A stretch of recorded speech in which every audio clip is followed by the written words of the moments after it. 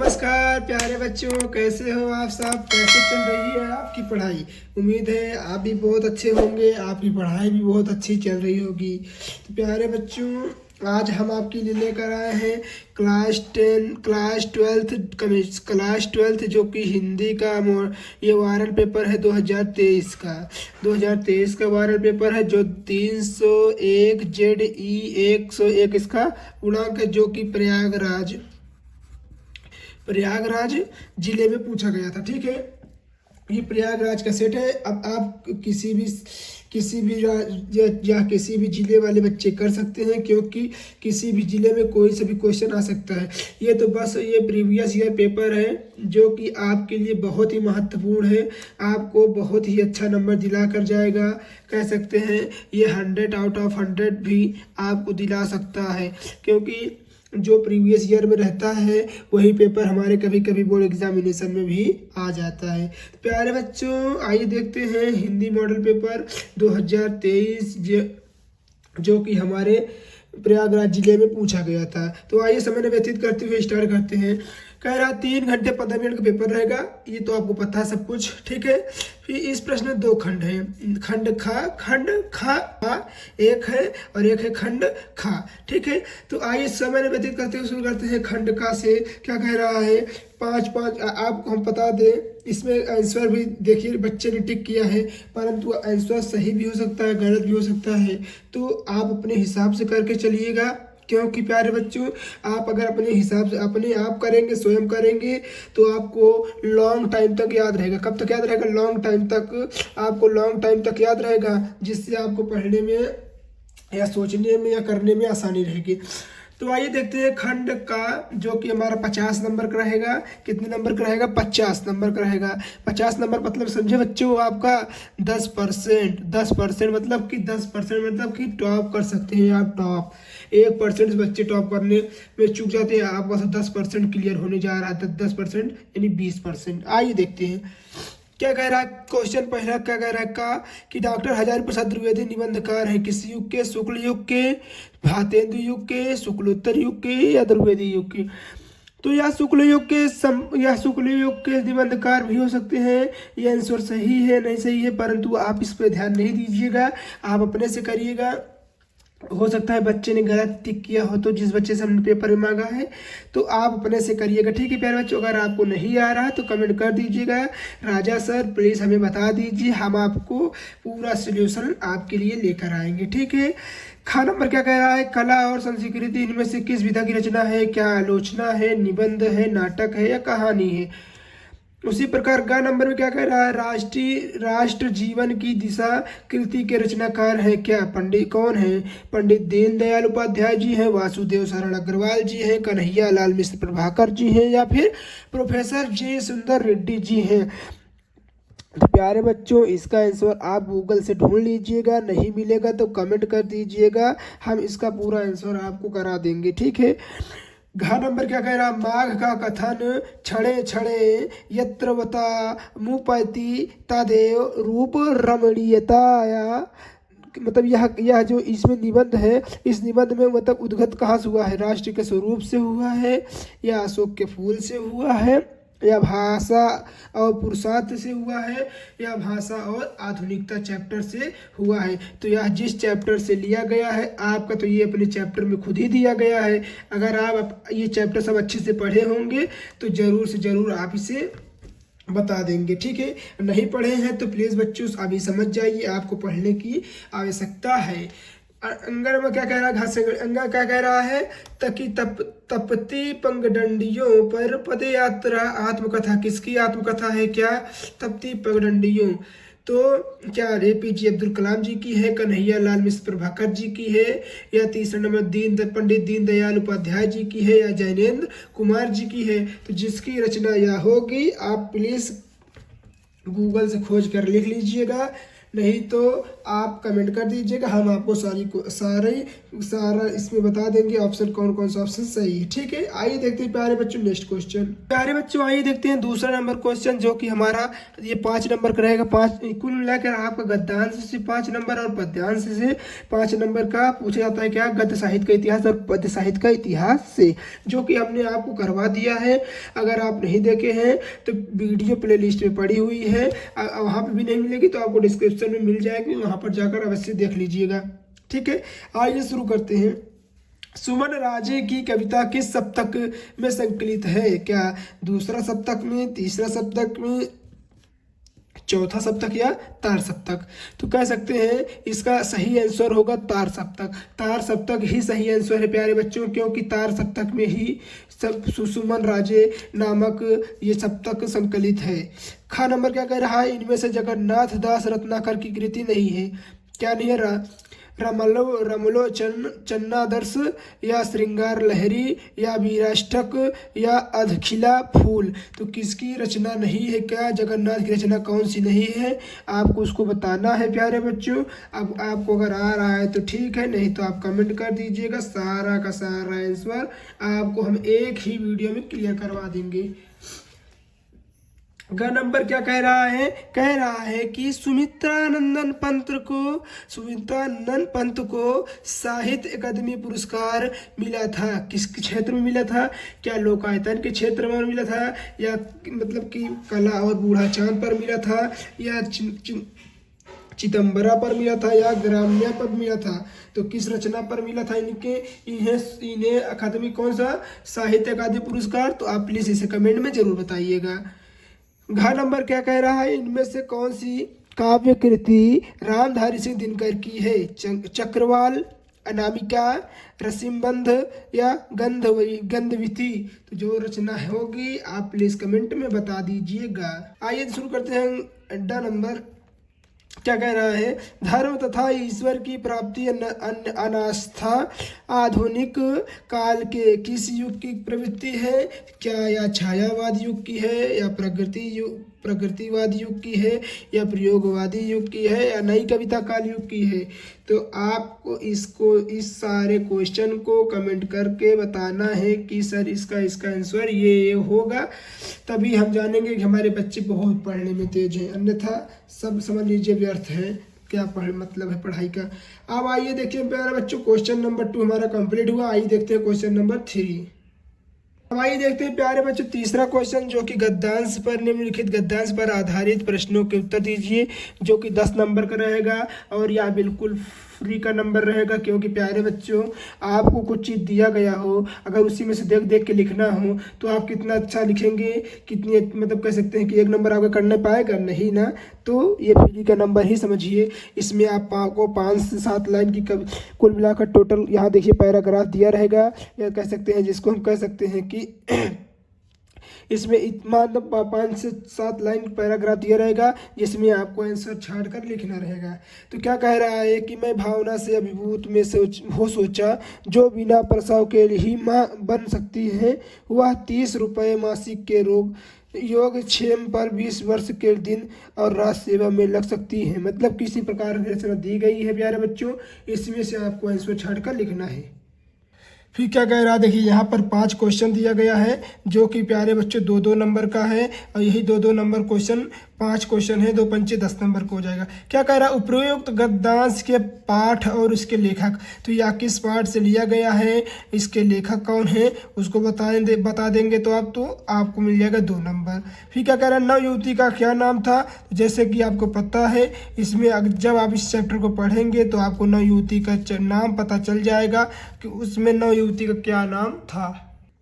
नव युवती का क्या नाम था और उसकी जन्मभूमि कहाँ थी, तो वो भी आपको पता चल जाएगा कि जन्मभूमि इसकी कहाँ थी। फिर क्या कह रहा है, गा नंबर क्या कह रहा है कि नव युवती की वेशभूषा और रूप रंग के संबंध में लेखक ने क्या विचार थे? तो जब इसको आप पढ़ेंगे तो आपको पता चल जाएगा कि नव युवती को जो वेशभूषा थी वो कैसा था, रूप रंग कैसा था। तो प्यारे बच्चों इतना पैराग्राफ पढ़ के आपको इसी में से 5 क्वेश्चन का आंसर देना है। ठीक है, यहाँ देखिए अभिभूत और दुहिता का अर्थ पूछा है, इसको भी आप बता ले जाएंगे।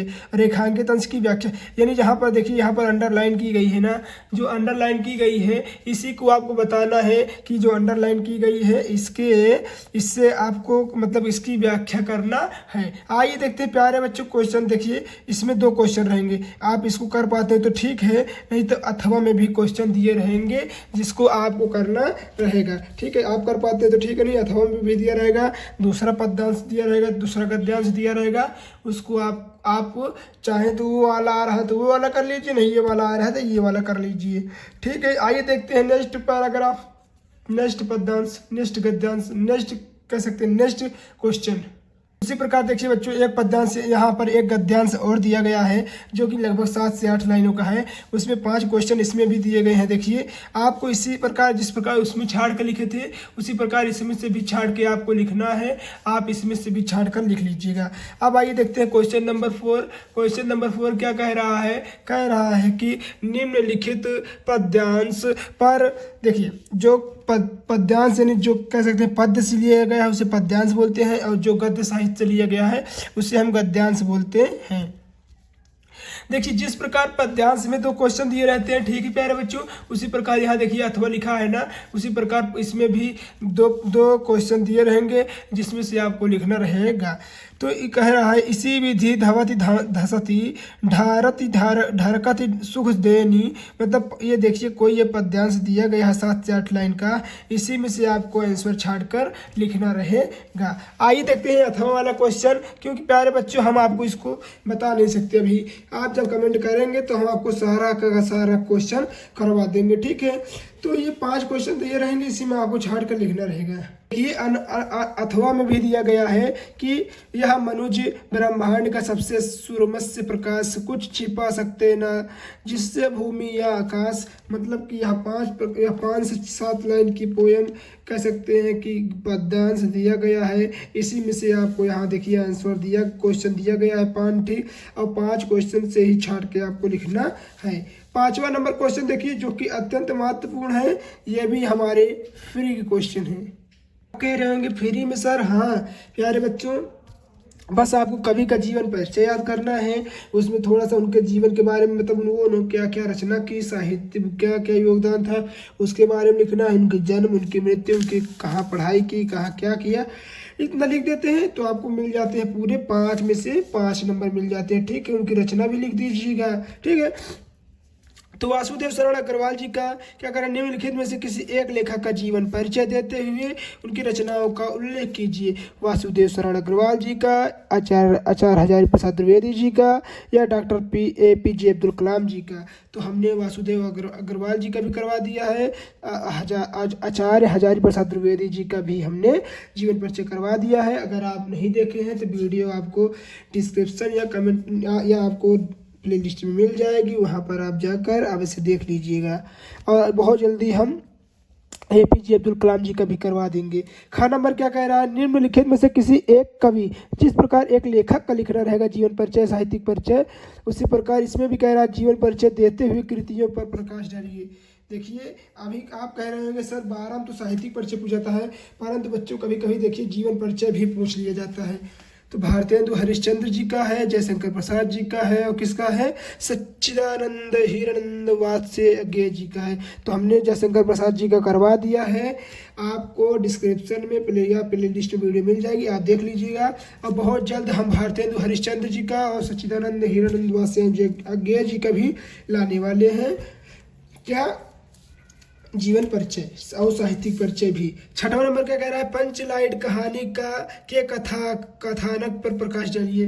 यानी जो पंचलाइट कहानी है उसके जो कथानक, मतलब जो उसके रचयिता है उन्होंने क्या कहा है पंचलाइट कहानी के बारे में, उसको लिखना है। कितने शब्दों में, तो 80 शब्दों में। उसी प्रकार देखिए चरित्र चित्रण की दृष्टि से बहादुर अथवा कर्मनाश की हार कहानी की समीक्षा दीजिए। तो प्यारे बच्चों आपको पंचलाइट कहानी पढ़ लेनी है, बहादुर कहानी पढ़ लेनी है, और आपको पता है बच्चों आपको 3 से 2 3 जो 3-4 कहानी दी गई है, बस आप 3 कहानी पढ़ लीजिएगा, बस ज़्यादा मत पढ़िएगा, 3 कहानी पढ़ लीजिएगा जो आपके लिए इनफ रहेगा और आपको 5 में से 5 नंबर दिलाकर जाएगा। आइए देखते हैं क्वेश्चन नंबर 7 क्या है। क्वेश्चन नंबर 7 में कह रहा है स्वपठित खंड काव्य के आधार पर किसी एक खंड काव्य के पर प्रकाश डालिए। तो प्यारे बच्चों, इसमें देखिए, इसमें से जो आपके जिले का खंड काव्य हो उसे आप छांट कर लिख लीजिएगा, क्योंकि हम बता नहीं सकते किस राज्य में, किस जिले में कौन सा सेट पूछ सकता है, क्योंकि हमको पता है परंतु आप कौन से जिले से हैं ये तो हमको नहीं पता है ना। तो आपको आपके में जो खंड काव्य आता हो उसे आप देखकर लिख लीजिएगा, ठीक है प्यारे बच्चों।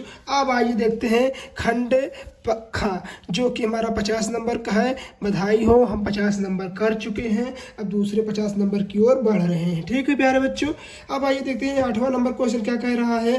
कह रहा है कि निम्नलिखित संस्कृत गद्यांशों के में किसी एक का संदर्भ सहित अनुवाद कीजिए। तो ये आपको धन्योन्य भारतीय यत्र समुल्लसे जनस पावनी भाव्य भावोदा भावदिनी शब्द संदेहो प्रसावनी सुर भारती। ये आपको इसी प्रकार से 5 से 7 लाइन की कविता दी रहेगी, जिसमें जो कहानी दी रहेगी उसमें से आपको हिंदी का अनुवाद उसको करना है, और उसे अनुवाद में से उसका पहले संदर्भ पर, जैसे कि प्रस्तुत गद्यांश प्रस्तुत संस्कृत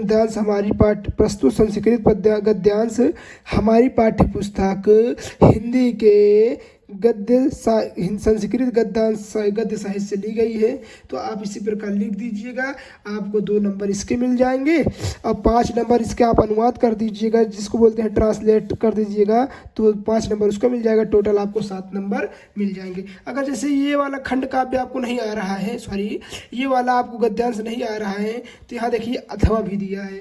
अथवा यानी इसके पीछे भी एक गद्यांश है, उसको अगर वो वाला आपको आ रहा है तो उसको कर लीजिए। देखिए अगर वो वाला आपको नहीं आ रहा था तो यहाँ पर देखिए अथवा भी दिया है। अतीते प्रथम कल्पे चतुष्प सिंह राजा नमकुरवन, मतलब कि प्राचीन काल में कौन था, तो एक शेर, 4 पैरों वाला शेर, किसका सिंह, जो मतलब शेर था वो राजा था, किसका, 4 पैरों वाले जानवरों का राजा था। तो उसी प्रकार इसमें भी आप इसका भी संदर्भ व्याख्या कर, संदर्भ सहित व्याख्या करिए, यानी संदर्भ प्रसंग लिख के इसमें भी आप इसका भी व्याख्या कर देते हैं, तो आपको फिर मिल जाते हैं कितने नंबर, 7 नंबर, ठीक है। ख नंबर क्या कह रहा है, निम्नलिखित संस्कृत पद्यांश। देखिए जिस प्रकार गद्यांश में दिए गए हैं यहाँ पर अनुवाद करने को, ठीक उसी प्रकार इसमें भी क्या कह रहा है, सह संदर्भ सहित हिंदी में अनुवाद कीजिए। तो ये 2 लाइन का रहेगा प्यारे बच्चों। पहले आप 2 लाइन इसका संदर्भ लिख लीजिएगा, फिर इसी 2 लाइन का आप इसकी क्या कर दीजिएगा, व्याख्या कर दीजिएगा। मिल जाएंगे पूरे आपको 5 नंबर और टोटल मिलके हो जाएंगे 7 नंबर। उसी प्रकार इसमें भी देखिए अथवा दिया गया है, इसको भी संदर्भ करना है, संदर्भ कर लेंगे तो इसका भी हिंदी में अनुवाद कर देंगे, तो आपको मिल जाएंगे पूरे 7 नंबर, ठीक है। 9 नंबर क्वेश्चन क्या कह रहा है, आइए देखते हैं और समझने की कोशिश करते हैं, ठीक है प्यारे बच्चों। क्या कह रहा है, निम्नलिखित में से किसी किन्हीं 2 प्रश्नों के उत्तर दीजिए। जो संस्कृत में है इसके उत्तर देना है प्यारे बच्चों, जो कि बहुत आसान है। क्या कह रहा है, कवि कुलगुरु कहा कथ्यते, कवि कुलगुरु ने क्या कहा था, दिलीप कस्य प्रदेश राजास्ति, दिलीप कौन से प्रदेश का राजा था। मूल शंकरागृह कदा अत्यंत, मूल शंकर का घर कहाँ था, कहाँ है। विद्यार्थियों किन त्यजते, विद्यार्थियों ने क्या त्याग दिया। तो ये इसका आपको क्या करना है, तो किन्हीं 2 प्रश्न का सिर्फ संस्कृत में ही उत्तर देना है। जो संस्कृत में उत्तर आप दे देते हैं तो आपको मिल जाते हैं 2 दूनी 4 नंबर, ठीक है। उसी प्रकार 10 नंबर में क्या कह रहा है, रौद्र अथवा करुण रस की परिभाषा लिखिए और उदाहरण भी दीजिए। तो इसको हमने करवा दिया है, आप इसको जाकर देख लीजिएगा। अनुप्रास और उत्प्रेक्षा अलंकार भी हमने करा दिया है, चौपाई, रोला और छंद सोठा सब कुछ करवा दिया है। आपको नीचे डिस्क्रिप्शन या प्लेलिस्ट में वीडियो मिल जाएगी। अगर नहीं मिलती है तो कमेंट कर दीजिएगा, इस सब का सेट हम लेकर आएंगे आपके लिए, करवाएंगे तो उसमें सब हो जाएगा। 11 नंबर क्या कह रहा है, निम्नलिखित में से किसी एक विषय पर निबंध लिखिए। देखिए पूरे कितने नंबर का है प्यारे बच्चों, पूरा का पूरा 9 नंबर का है। यह बेरोजगारी की समस्या का समाधान के लिए लिखना है, गोस्वामी जी तुलसीदास जी के बारे में लिखना है, वन संरक्षण के महत्व के बारे में लिखना है, भारतीय लोकतंत्र का भविष्य के बारे में लिखना है, या देश प्रेम के बारे, जो आपको आ रहा हो इसमें से जो आपको आ रहा है उसी को आप कर दीजिएगा और आपको मिल जाएंगे पूरे के पूरे 9 नंबर। अब आइए देखते हैं क्वेश्चन नंबर 12। क्वेश्चन नंबर 12 कह रहा है, क्वेश्चन नंबर 12 का फर्स्ट कह रहा है उपोषिति का संधि विच्छेद कीजिए। तो इसमें से जो उपोषिति का संधि विच्छेद होगा आप उसको कर दीजिएगा। नहीं कर पा रहे हैं तो आपके लिए कमेंट खुला हुआ है, उसमें आप कमेंट कर दीजिएगा। दूसरा नंबर क्या कह रहा है, लब्धा का संधि विच्छेद कीजिए। तो लब्धा का क्या, लभ प्लस धा होगा, लभ प्लस धा होगा, या लभ प्लस धा होगा, या लभ प्लस धा होगा। तो जो होगा आप प्लीज़ कमेंट में बता दीजिएगा। और इस बच्चे का देख कर मत चलिएगा कि इसका सही है, नहीं तो आप अपना गलत कर बैठेंगे। फिर देखिए तीसरा नंबर क्या कह रहा है कि नमस्ते का संधि विच्छेद करिए। तो जो आपको इसमें से लगेगा सही उत्तर, या आप गूगल से देख लीजिएगा, जो आपको सही लगेगा उसको आप कर लीजिएगा। ये बहुत इंपॉर्टेंट है बच्चों आपके भविष्य के लिए। खा नंबर क्या कह रहा है, खा नंबर का फर्स्ट कह रहा प्रत्येक में समास है, कौन सा, तत्पुरुष। प्रत्येक में कौन सा समास है, तत्पुरुष, कर्मधारय, द्वंद्व, या अव्ययी भाव समास। तो जो समास होगा आप लिख दीजिएगा, ठीक है, टिक लगा दीजिएगा। दूसरा नंबर क्या कह रहा है, सज्जना में समास है, कौन सा, अव्ययी भाव, कर्मधारय, बहुव्रीहि, या द्विगु समास। तो जो होगा प्लीज उसमें भी कमेंट कर दीजिएगा। तीसरा नंबर क्या कह रहा है, 13 नंबर है क्वेश्चन है, देखिए 13 नंबर का नंबर कह रहा है कि आत्मानी रूप है, आत्मान शब्द का किसका आत्मानी रूप है, मतलब किसका कौन सा रूप है, लिंग वचन सब लिखिए। तो द्वितीय विभक्ति बहुवचन, चतुर्थी विभक्ति द्विवचन, सप्तमी विभक्ति बहुवचन, या सप्तमी विभक्ति एक वचन। तो इसका कौन सा रूप है प्लीज आप इसे कमेंट में जरूर बताइएगा। आइए देखते हैं प्यारे बच्चों क्वेश्चन नंबर 14। क्वेश्चन नंबर पहले देख लीजिए, 13 का 2 है, इसे देख लीजिए। फिर 14 नंबर देखते हैं। कह रहा है नामने रूपे है, मतलब नामने रूपे है नामनम शब्द का। तो चतुर्थी विभक्ति बहुवचन, द्वितीय विभक्ति द्विवचन, पंचमी विभक्ति बहुवचन, या चतुर्थी विभक्ति एक वचन। तो किसका नामने रूप है बताइए आप, नामान शब्द का। तो इसको आप जरूर बता दीजिएगा कमेंट में, ठीक है प्यारे बच्चों, और आपको मिल जाएंगे पूरे 1 नंबर, ठीक है।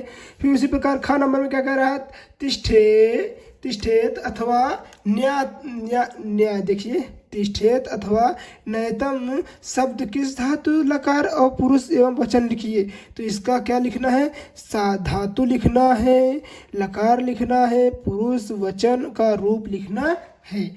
देखिए ग नंबर में फर्स्ट देखिए, नित्वा शब्द में प्रत्यय है, कौन सा, कत्वा, या त्वा, या त्यव्यत्व।